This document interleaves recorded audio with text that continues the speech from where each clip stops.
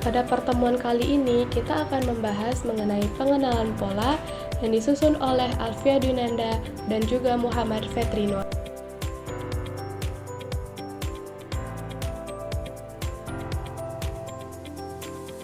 Pengenalan pola merupakan proses transformasi dan mengorganisasikan informasi yang masih kasar sehingga memiliki makna atau arti tertentu.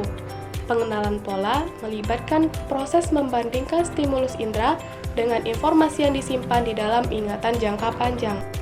Prinsip-prinsip pengenalan pola. Pertama, mengenali pola yang familiar dengan cepat dan akurat, seperti wajah keluarga, saudara, atau teman.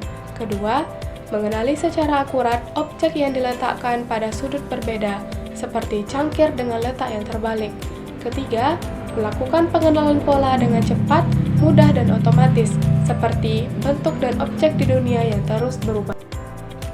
Adapun pendekatan dalam pengenalan pola visual terbagi menjadi 4. Pertama, template matching, kedua, prototype theory, ketiga, distinctive feature theory, dan keempat, gestalt theory. Sebuah teori mula-mula tentang cara otak mengenali pola dan objek disebut teori pencocokan template atau template matching. Sebuah template dalam konteks pengenalan pola pada manusia merujuk pada satu konstruk internal yang ketika disesuaikan atau dicocokkan dengan stimuli sensorik menyebabkan terjadinya pengenalan terhadap objek. Bagaimana cara otak mengenali sebuah pola atau objek? Dapat kita analogikakan dengan lubang kunci yang dimasuki kunci yang tepat. Dengan demikian, proses yang terjadi adalah energi cahaya yang dipantulkan oleh benda diterima oleh retina, lalu disampaikan ke energi neural dan dikirim ke otak. Dan otak mencari bentuk template yang cocok dengan pola neural yang diterima. Jika otak menemukan sebuah template yang cocok dengan pola neural tersebut, maka orang akan mengenali apa yang dilihatnya. Adapun keunggulan dari template matching ini adalah otak jadi mampu mengenali suatu pola, dapat membandingkan dan mengidentifikasi apakah karakter pola yang diterima sama dengan template yang sudah ada di memori otak. Dan kelemahannya adalah jika terdapat sedikit saja perbedaan pada template, maka akan terjadi kesulitan pada pengenalan objek.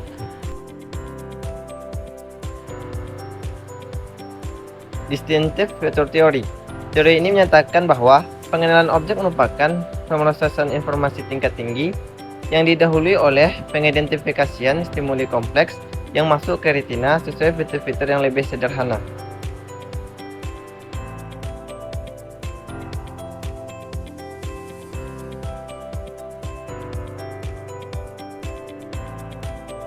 Prototype teori yaitu sebuah alternatif teori untuk menjelaskan pengenalan objek adalah teori pencocokan prototype. Teori prototype mengatakan bahwa terjadi beberapa abstraksi dari pola yang disimpan dalam LTM atau biasa disebut dengan long term memory, dan abstraksi ini disajikan sebagai prototype. Prototype bukan hanya sekedar suatu abstraksi dari satu set stimulus, tetapi prototype adalah representasi atau penggambaran yang paling baik dari suatu pola. Bukti bahwa pencocokan secara prototype ada di sekeliling kita, seperti dengan adanya prototype mendukung para pengembang atau pengguna dalam berkolaborasi secara sinergis untuk menciptakan sebuah produk dengan fungsi serta kualitas yang terbaik. Teori-teori pembentuk prototype ada dua. Yang pertama, teori tendensi sentral. Sebuah prototype yang dikonseptualisasikan mewakili nilai rata-rata suatu set eksemplar. Yang kedua, teori frekuensi atribut mengajukan gagasan bahwa sebuah prototype mewakili mode atau kombinasi atribut-atribut yang paling sering dialami seseorang. Gestalt teori.